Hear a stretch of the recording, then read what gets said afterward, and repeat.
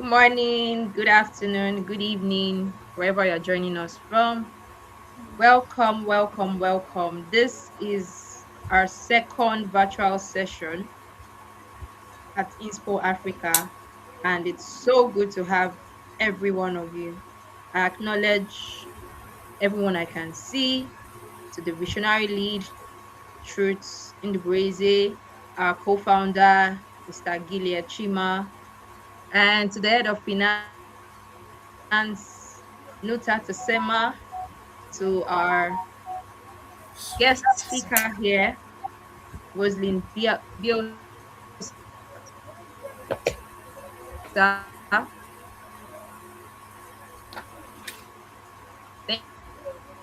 Thank you so much.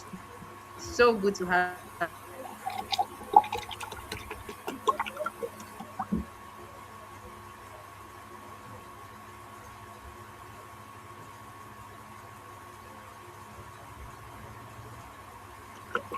Is it working? Huh? Hi, Bimetro. I cannot hear you. I can't hear you talk. I think it's a network. Can you hear me? Is it better? Okay, yes, yes, I can hear you. Okay. It's obviously a network.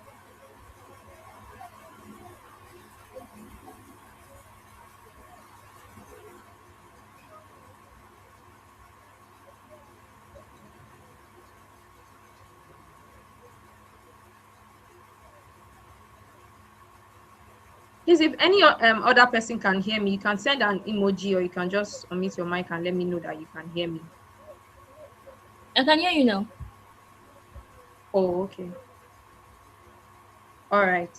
So I was saying welcome and making an introduction of myself. My name is Perpetual Eliaza, the community manager of Inspo Africa, and it's such a pleasure to be here again at the second virtual session. We had the launch session in January, and we had guest speakers in person of Mr. Sala and Barrister Emmanuel Luisa. And over time, we've had weekly discussions. We've had introduction of the members at Inspo Africa, and it's been great connecting with every one of you so far.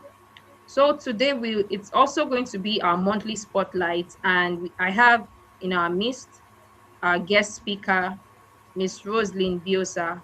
So good to have you. Thank you very much. Thank you for having me. You're welcome. So right before we go into the panel discussion, I would like us to welcome Ms. Truth Ndbweze for a brief introduction on Inspo Africa.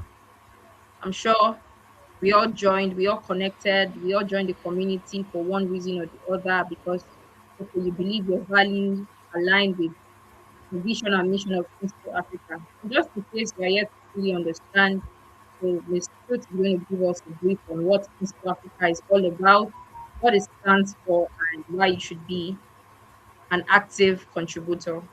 So over to you, Truth. Okay, all right. Thank you so much, our amiable community manager. Thank you, everyone, for joining us today. I was really looking forward to today because I'm very much passionate about writing, about books, about authors, and all of that. So I'm really excited. And I was also hoping that would have, I mean, the new people who are currently in the community, the WhatsApp community, begin with us. But then I believe that they will join us subsequently, right? So the idea is just to reiterate what we do. So, Inspo Africa, like I always say, even last night I said it to somebody, has two broad vision, has two broad objectives, and the first one is to amplify Africans' voices, and then to inspire Africans on the other hand. So we have two things: to inspire Africans, to amplify African voices as well. So as I used to say, Africans have usually been relegated to the background, especially in international discourse and all of that. so many people have negative notions, right, about Africa, about what we do, and all of that. And this has impacted how they view us and even our effectiveness, right, in the global space. And that's what ISPO Africa is about. So Africa is not just a backward, it's not a backward, what's it called, continent.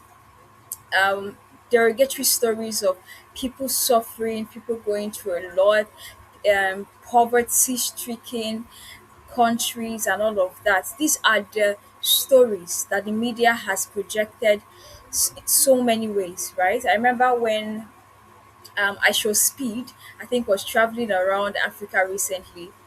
um, I saw some comments online, particularly from those in the diaspora, people saying that, oh, I never thought Africa was like this. I never thought Africa's, I mean, work clothes, it was so bad. And we realized that more needs to be done, right? And that's what Inspo Africa aims to achieve, to amplify Africans' voices.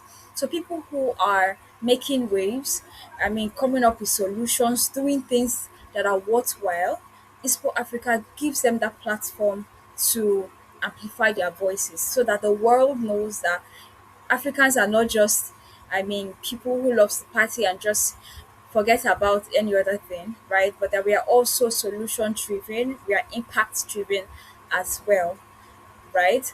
And then, secondly, on the other hand, we aim to inspire Africans so that as people listen to our stories, as people listen to or attend our conferences, they are inspired to do better. They are inspired to become more solution driven, and our mindset is changed even as young people, as youth, from just living life as we see it to actually making an impact. And that's what Inspo Africa is about. Thank you so much for having me, and I really hope that today's session would be worthwhile. Thank you. Thank you so much. I can't see your clapping hands. Please do well to clap for.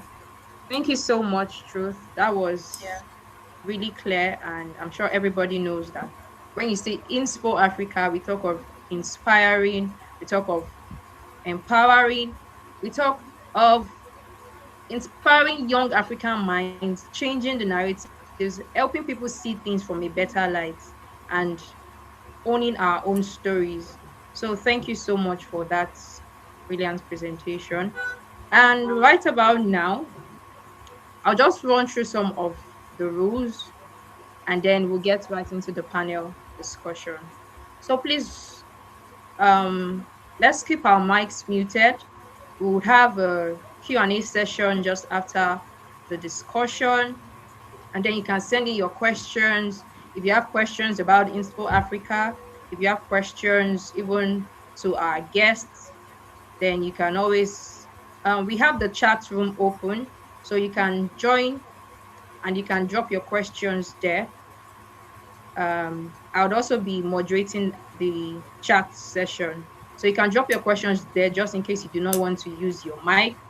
And also, please do well to drop where you are connecting from. Let's know where you are joining us from. Is it from the US? Is it from Dubai? Please make use of, introduce yourself in the chat room and let us know where you are joining us from. All right. So are we ready? I can't see your emojis. Are you excited? So I'll be bringing up the our guest speaker for today. Wow, I love that. Yeah, please give me more sprinkles. Thank you so much.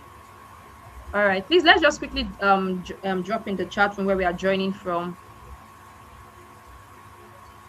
and then we'll start right about now.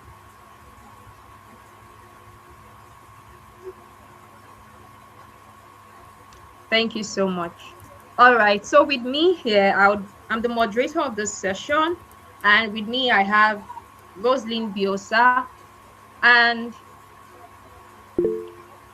what to know about Roseline Biosah? She's a Nigerian. She studied international relations at the University of Benin and graduated in the year 2022. She is a passionate writer, a digital producer, and an aspiring actor with great passion for weaving stories that connect with readers. She recently published her debut ebook, Our Last Days on Seller. It's a novel that is centered on the theme of love, fear, and the preciousness of life. And she says that our writing journey is fueled by creativity with real life experiences, dedication, and a deep love for imaginative storytelling. She always go with her personal formulated mantra, success is my greatest addiction. Wow, that's beautiful. Success is my greatest addiction. So with a round of applause, with a standing ovation, if you can, let's do well to welcome a beautiful guest right in our midst. I can't see your emojis, oh. I will not bring her, oh. I won't bring her, oh. Yes, yes, yes. Keep them coming. So, welcome, Roseline Biosah. So good to have you here. Thank you so much for having me in School Africa. All right. So, I know we just read your bio, but maybe we omitted something that you still like the community to be aware of. So, just in the next 30 seconds, just give us a brief introduction of yourself. All right, thank you, Perpetua. For everyone present here, I am Roseline Biosah, yeah. I'm from Delta State, from Asaba. I'm from Nigeria and a writer. I started writing from a very early age, but yes, from a very early age, and I writing is something I love doing because I target my creativity into it, and when I see it coming to limelight, I'm like, yes, this is a story I want to tell. This is what I want others to see. So writing and also acting, through acting and through writing, I get to tell my stories. Yes, and that's what I love doing. Aside that, I'm a digital producer, and yes, I think that's all for now. Thank you so much. It's so good connecting with you here. And who knows, maybe one day you write a story about me. All right, that's just on a lighter note. All right, so let's get right into the question. So you're someone who's a storyteller. So I would like you to tell us how do you mentioned in your bio that you get your creativity, your storytelling comes from creativity and then real life experiences. So how Yeah. do real life experiences actually shape your storytelling? And why do you believe that it's important to tell African stories in today's global space? Okay, thank you, Perpetua, for that beautiful question. Thank you so much. Um, I tend not to just draw my source from imaginative stories, thriller stories.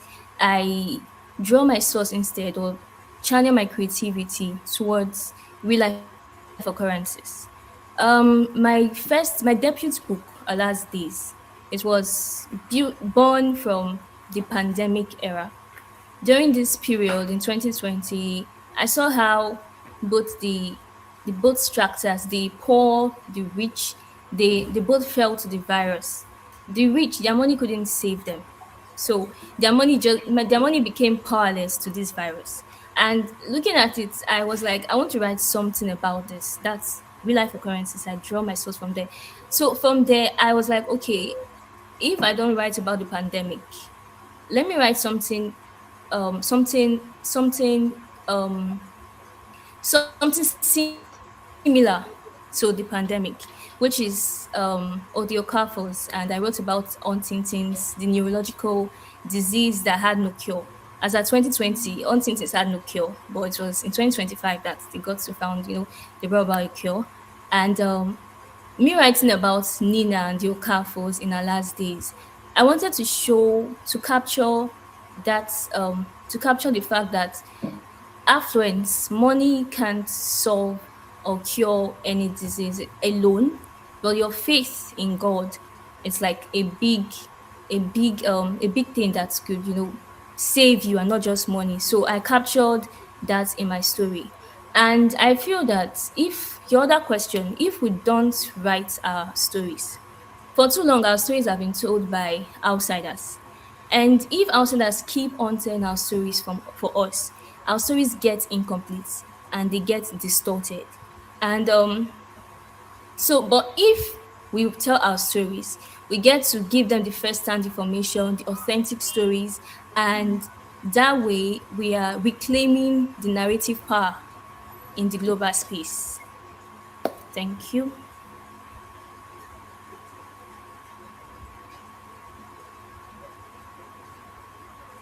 You're muted.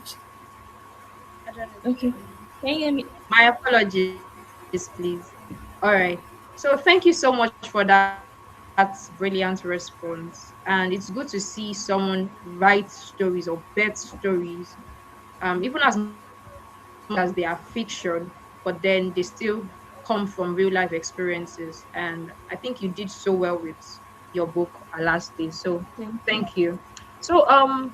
Yeah, Inspo Africa, we are about um, pushing forward the success of young Africans, even in the global space, as regards different areas. It is not just restricted to a particular area. So, as an African creative, what is your metric of success in Africa? And how would you say young people can utilize their creative prowess in shaping Africa's development? Like, let's say if you had a platform to speak to every young African, like, what would you say? Okay. Thank you, Perpetua. All right. From what you said concerning my metric of success, my metric of success, it's not just based on fame. I want to be famous or I want to make money, a fat account. No. But actually, I tend to measure my success when it's creating impact on people. When people read my book and they say, I got to see life differently when I read your book, like our last days, the theme of preciousness of life captured how precious life is. So when you read my book and you're saying that I got to view life differently, or I got to draw closer to God, or I got my faith got, more rekindled, that's like an impact. That's a success. That's success for me. That's an achievement. And also, my second metric of success, I like to measure it through contribution. When I'm contributing, when I'm writing my stories, I like to see myself as adding another layer to understanding Africa in a global space. Like I'm telling a story. Every story I tell should be an additional layer to me creating an understanding of Africa in the global space. So that is a metric of success for me: impact and contribution. And to the young creatives, I would say, don't just see your talent as skill alone. Get to see yourself as an infrastructure. Get to see yourself that, okay, the government, they're not the only ones that would develop Africa. Don't just leave the development of Africa to the hands of the government. We can contribute to the development of Africa. The storytellers, the designers, the coders, the tech stars, the innovators. We can actually add to that. How can we do this? We can do this by also reclaiming narrative power, debunking the misconceptions going on about Africa.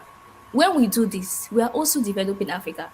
Africa is not just developed only by infrastructures, only by basic amenities provided by the government. But when we do this, we are also developing Africa. Yes, and I also say to the young creatives, embrace multiplicity. Because Chimamanda Adichie Ngozi, she said in one of her TED Talks that a place where a story is being told about a culture, just a culture, a particular story, people tend to see them only in that narrative. But when you embrace multiplicity, you tend to broadening their horizon. You tend to tell them that there are more to see than what they really think they are saying. Yeah, so that's it. Thank you.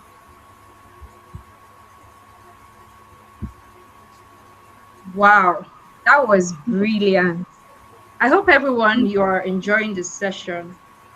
I think what stood out for me is the fact you said embrace multiplicity, because there is the tendency for people to just, oh, this is how we do it in our family. Oh, this is how it is done in our country. And then in a way, they are boxing themselves. Okay, they believe, oh, we can't go past this. We can't do anything that is outside of this. And as Africans, that is only going to serve as a limitation. So I hope every young African is taking this. So in whatever sphere you find yourself, embrace multiplicity. So thank you so much. That was brilliant. And you said your metric your for success is impact as well. Yeah. Thank you. Thank you. That was amazing. All right. So I'm sure by now everyone in the house is aware that she has launched our debut book, Our Last Days. And I just want you to, okay, let's just delve a little into your book, even as a young creative. So you mentioned that your book, Our Last Days, was written during the COVID era, if I'm not mistaken. And it was surrounded on the theme of love, on fear, and how precious life is. So, Yeah. bringing it now as Africans, do you think this is recognized in Africa, especially when we want to consider the heightened insecurity? Because we're not going to turn a blind eye to that. Many, or to an extent, some African countries have these issues. This is still one of the underlying issues that we get to face even across countries in Africa. So, coming from the theme of your book on the preciousness of life, do you think that this has been recognized in Africa when we consider the insecurity that we face in our African countries? And like, do you think life is precious? Do we think, even as Africans, that life is precious? Or like, and in a way, how would you say that this has impacted our perception of as Africans, like today? Okay. Is that all? Hello? Yes, No. please. Did you get the Okay. question? Yes, I did. All right. Okay. And you can add what we can also do about it. Like, okay, Okay. what, just take it on after the break. All right. I'll try my Thank you. best. All right. Um, you mentioned, yes, in my book, Alas Days, I captured the theme of love, fear, and the preciousness of life. Because despite the insecurities, despite the conflicts going on in Nigeria or other African neighboring, countries, we still want to live. There's still a quest of survival. I can recall during the pandemic, despite this virus, we still hope.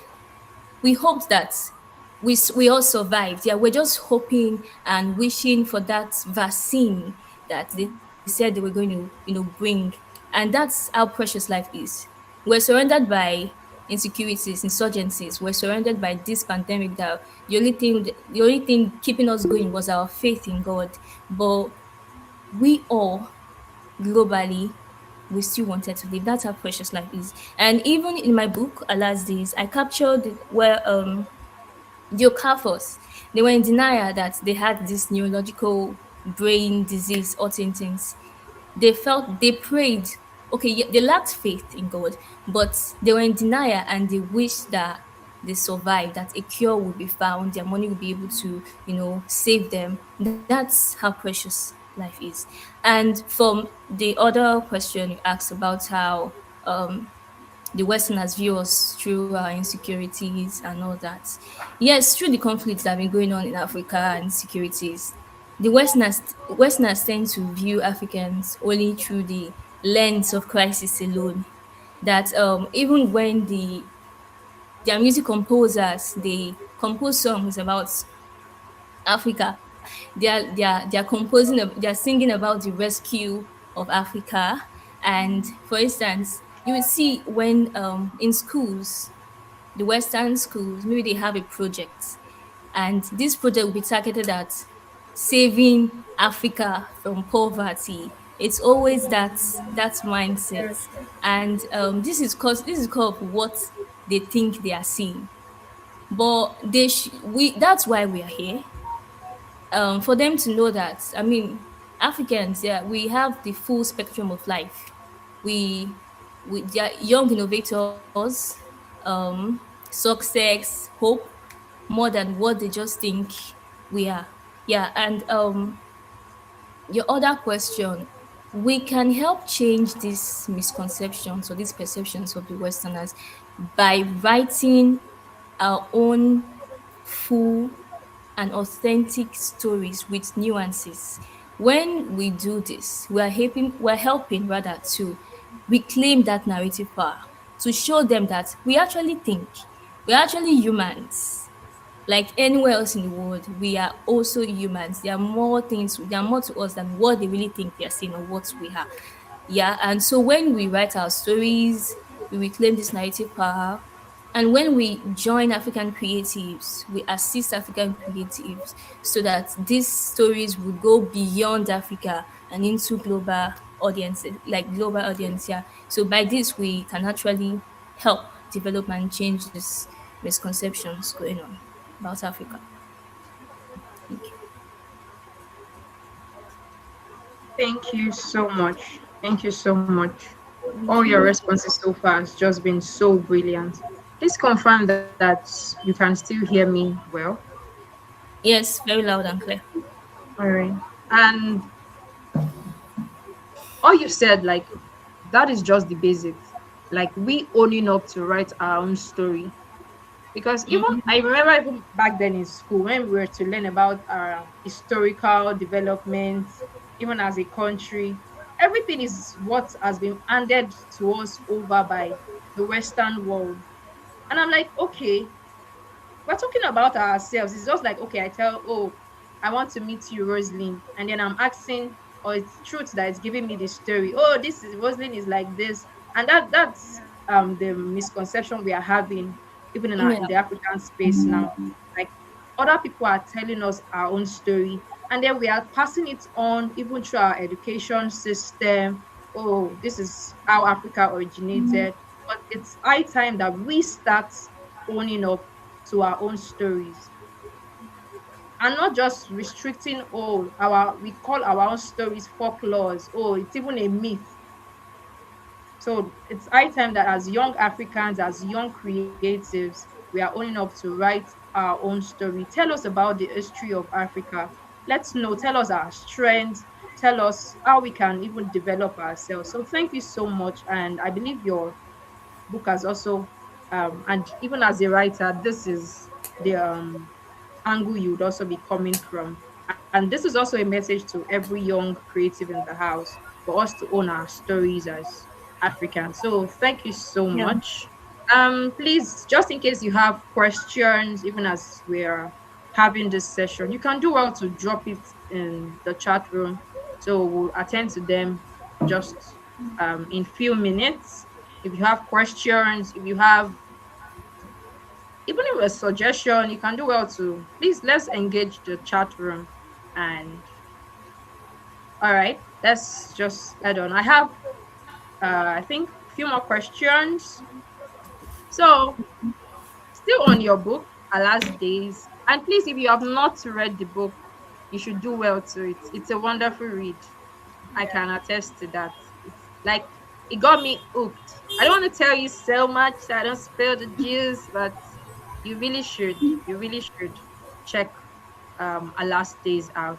All right, so back to you, Rosaline. So relating to your story, because I'm aware the would I say the actor, where we use it in our local parlance, the story it was more centered about the Okafors and in particular Nina. So relating to the story of Nina in your book, having to run away from life stress to the diaspora, the insecurities and the northern area. How would you describe the experience of an average Nigerian? okay, we're bringing it home because your book was more centered on Sure. a Nigerian. So as a Nigerian, how would you describe the based on the story of Nina, how would you describe the experience of an average Nigerian whose reaction to prevailing situation is to jackpot?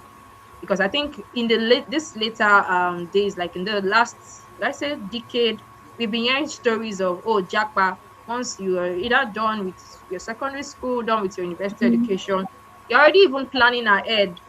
I remember I had a classmate at some point. She was like, "Oh, okay, let's start volunteering for organizations. Let's do this so that we can, build up our portfolio. So when we want to jackpot, it's way easier." So many people have this mindset. If you even tell, "Oh, are you not going to stay back to build the country?" They say, "Build you and who?" You know, those are kind of discussions that we have even amongst many young Africans, and even in particular Nigeria. So, how would you describe the experience of an average Nigerian whose reaction is to jackpot? And what role do you think that the youth have to play in the development of the continent? Is it okay for us to just jackpot? When we say jackpot, it means to leave the country. That's what's your whole idea is that, okay, I have to, like, you're in search for greener pastures. Let me go to another country. Let me go to the Western country, or let me even go to another African country that things seem to be a lot more better. So it's like you want to leave your own country as an average Nigerian, or as an average African. You want to leave your country to another country that you presume is better, that has greener pastures for you. So how would you describe this experience, and what do you think the role of youth? Do we have any role to play in this, even in the development of the continent? Or should we just allow everybody jackpot and let's just see how it goes from there? Okay. Thank you, Perpetua. That's a very, very intelligent question. Yeah. Um, from what the Japa movement, as we say it in Nigeria, it's not it's not just we want to leave. I don't like to see it that way. It's basically Nigerians or Africans running away from instability. The Japa movement is like a reaction to the instabilities. Them is yeah, they just reacting. So like the book Allah's Days, Nina was running away from her fears. But you would see in the first chapter of the book, you see Nina returning back to face those fears. So that's how I like to view this Japa movement. Yes, we are running away from instability to a more stable environment, in search of greener pastures and all that. But let's have it at the back of our minds that we are coming back. We are coming back to nurture those seeds those seeds in to implant those nurtured seeds in our countries. Yes, you are living. I like to see that, that Japa movement, Africans in diaspora or the ones tending to join them. I like to see it as they living as a theoretical aspect. But then returning, they returning back to Africa, back to their countries. That's the practical aspect. Yes, you are living, you're in search of greener pastures for positive influences, for knowledge transfer, and a stable place. But having at the back of your mind that you are returning back to practicalize all what you've learned. Yes. So the Japa movement it's just them, migrating, but it's also a reaction. Yes. And I can confidently tell you that I know two ladies that they own two separate companies. They are from Nigeria, but they lived abroad their whole life. They schooled there their whole lives. But they through their school they got a seed funding to fund a project, and which the business they started it in Nigeria. But when they returned back to Nigeria with that seed funding they got, they established a solar company. Okay, there are two separate solar companies geared at the main motive or purpose was to light up Africa. This is knowledge transfer. And that's what I like us as Africans or Nigerians to do. Yes, we those in the diaspora, don't just have it say that you're running away from your country and going to forget about your heritage and all that. But remember that you're leaving to go acquire a better knowledge, for which you would come back and implant those knowledge, and that way we are developing Africa together. So that's how I like to see the Japa movement, and that's what I admonish Africans, young Africans, the ones in diaspora and the ones tending to go, to have at the back of their minds, not just living. Thank you. All right, that's beautiful. I think that's a beautiful way to see it. So, just add on to that question. So, would you suggest that every African or every young African, maybe not leave completely, but at least just maybe for a period of time, just um, go away or migrate from the country or leave the country and then come back? Is it an experience you want every African to have? Like everybody, as a young African, you should step out of the shores of the country, go out to other countries, and then come back and meet. Okay, I'm not saying that it's a must that you should leave your country. No. But I'm saying that if at all you want to leave your country, you should leave knowing that you are going to get a better understanding, a not like this knowledge transfer that you're going to bring back to your own country to develop it.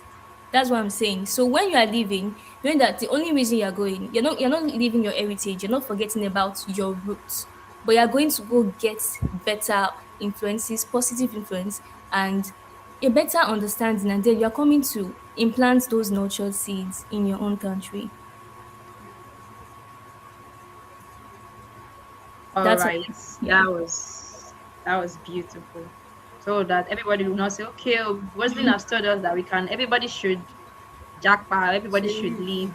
All right. So please, if you have any contribution, please drop in the chat room. If you have any question, please drop in the chat room. From my end, I think I just have one more question and we'll move right into the question and answers. So if you have any question, please, you can do well to drop them in the chat room. All right. Please drop your questions, drop your contributions. I'm expecting this to be an interactive section as well. So even as much as Roseline, you can tell us, oh, you agree with this, oh, you've learned something new, okay, this is what you'll be working with as a young creative, or I don't really think that's how it should be. So please, you can do well to engage the chat room. All right. It's been beautiful so far, and I must commend your responses has really been enlightening. It's been beautiful seeing the development of Africa from the lens of a creative person, from the lens of a storyteller. Because just as you, if I'm going to reiterate what you said, okay, yeah. Nota is asking that you have can she get the book online? Yes, it's currently online. It's launched on Seller. So I think we can permit our guest, Roseline, you can drop the link in the chat room. You can drop the link. Okay. Or Okay, if if I not, I can also drop it in the community, the WhatsApp exactly, community. yes, you can. Okay. You can drop the link to the book even in the WhatsApp community so that we can also thank you. All right. So as I was saying, if I'm going to reiterate what you said, even as a storyteller, owning your story, and even as you've discussed, even as regards insecurity, like most of the things that we see are actually a reaction to the instability, as you said. So even as much as we are building, if you want to leave, it's not just for you to leave the country and then just your because you want to seek greener pasture. You should still know that it is the work of developing Africa has been table to every one of us. has been tabled. We are not just here to make complaints. Oh, this is what Africa is like. This is, oh, this is it. This is what has been handed over to us. Complaining about the government and all of that. We also, as young creative, we also as young Africans have a role to play. All right. So thank you so much, Roseline. It's been beautiful seeing things even from your lens and you sharing your view even on this topic at hand. So let's say Inspo Africa, you're a writer and you're a very good one at that. So if Inspo Africa was the title of your story, what chapter do you think Africa youths are currently in? And what do you think needs to happen for the next chapter to be greater? Like if Inspo Africa, did you get the question? Okay, can you repeat it? All right. So I said if Inspo Africa was the title of your story, like based on what we stand for as a community, our vision, our mission, what chapter do you think we are currently in, even in Africa right now, or as young Africans? And what do you think we can do? Because they say the youth, we are the leaders of tomorrow. So what do you think we can do so that the next chapter can, we can come up with something even much more better than the last chapter or the chapter we currently are in? Okay, thank you. The question, if Inspo Africa were to be the title of my book and African youth being the content in that book, I would say currently Inspo Africa or the African youths are currently in the awakening stage. When the co-founder Truth Ndubweze reached out to me and told me about the whole idea about Inspo Africa, the objectives and all that, I was more than thrilled to oblige because I felt like someone finally conceived an idea that will help develop Africa. And I saw that as, the awakening stage. It's like in the Renaissance, the rebirth, we are awakened, we know what we are and what we are to do to develop Africa. We're not just applauding people, waiting for them, seeing them do things, and then we are just like, oh, wow, that's great. But we are doing it, we are joining in those, achievements. So now, into Africa, it's a very good example of African youths being awakened. We have objectives that we've set aside, and we are working towards those objectives. We're not just sitting dormant and just saying it, but we're actually putting actions to it. So yes, and the next chapter, if Into Africa were to be the title of my book, African Youth in my next chapter would be in the stage where they take full ownership for them to get better. Because if you are just dormant, okay, now you are waking, you're not doing anything, you're just seated dormant, And but when you take actions, it's like at work being given a task to do. And then when you take full ownership of that task, you'll be able to reach a feasible result. But when you don't own up to your task and you just set it aside or you prioritize, do something else and not that particular task, you won't be able to achieve it.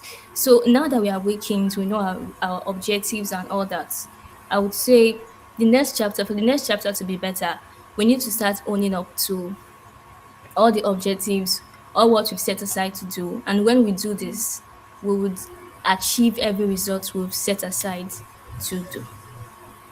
Thank you. I should see your emojis. Like, please pop them in. Give me the pop sign. Yeah, yeah, yeah.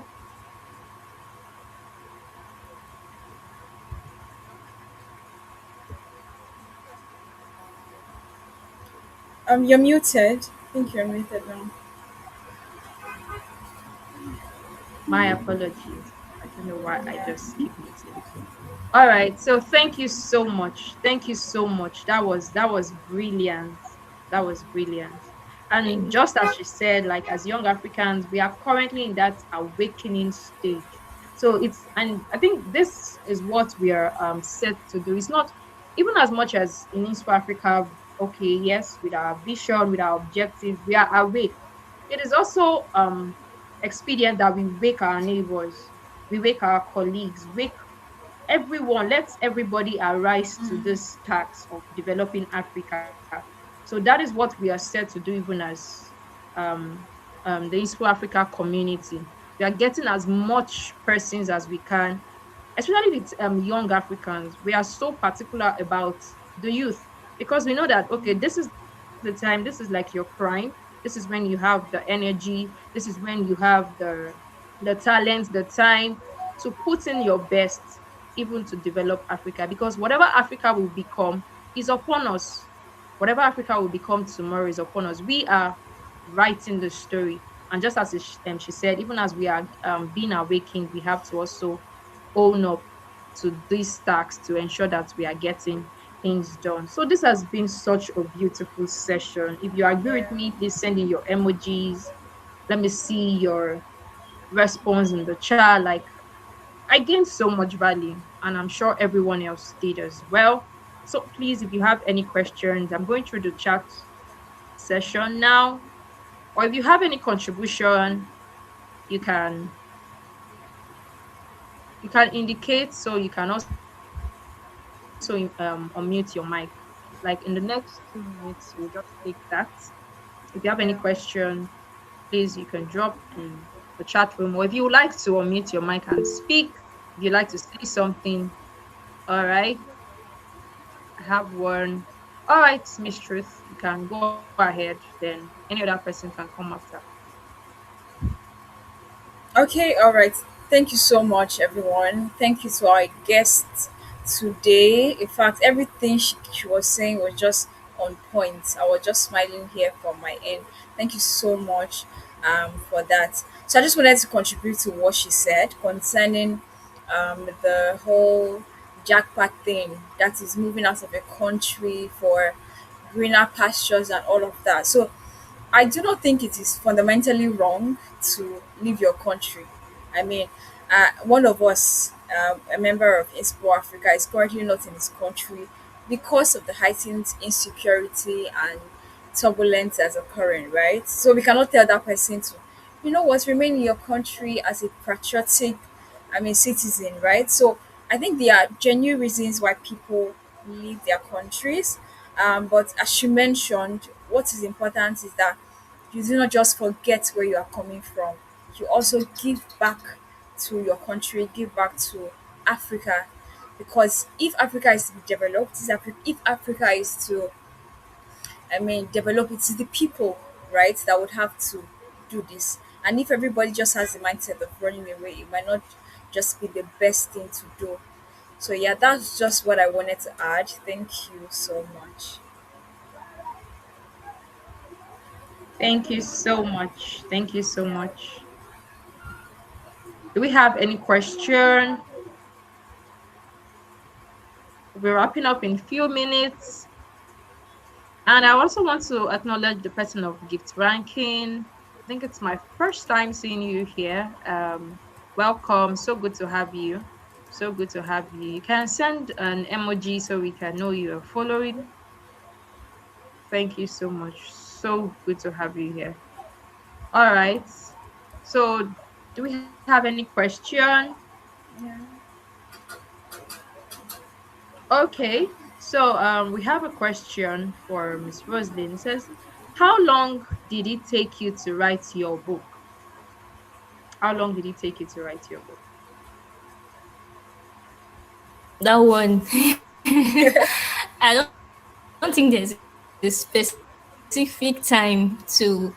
Well, you could just set like an interval, just time yourself. But to be honest with you, I think when you just go with the flow, there is no time frame for you to. Once you're ready, you know you're ready. Because okay, when I wrote the book at last days, it was during 2020, and and I was thinking that I would be done, by 2021 or 2020 per se, just a year. But that wasn't feasible because I had lots of things, to add, to refine. And then that took me like 2 years. Yes, because I wanted it perfect. I wanted it to capture what I intended it to capture. Yeah, as funny as it sounds. Yeah. Yeah. like I said, there's no time frame. Just go with the flow. Yeah.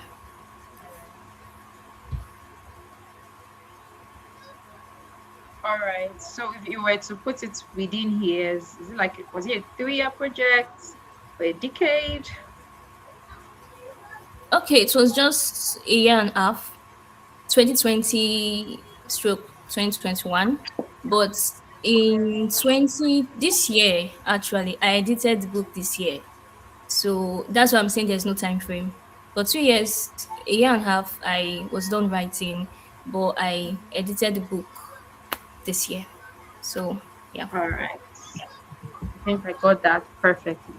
So thank you so much. It's been a wonderful session and it's so good to have everyone here. So if you're yet to join our you can follow us on our social media platform on Instagram, on YouTube, and you can find us on LinkedIn as well at Inspo Africa. Just search Inspo Africa and you will see us. And you can also get to join the community so you can get live updates about Inspo Africa, even right from our WhatsApp community. So once Yeah. again, my name is Perpetua Eliaza, the community manager, and it's always a pleasure to welcome you to Inspo Africa. So thank you so much. Um, you can always still drop your questions, your suggestions in the community. We always anticipate your feedback. So thank you all so much. It was a lovely time here, and I'm sure we can all attest.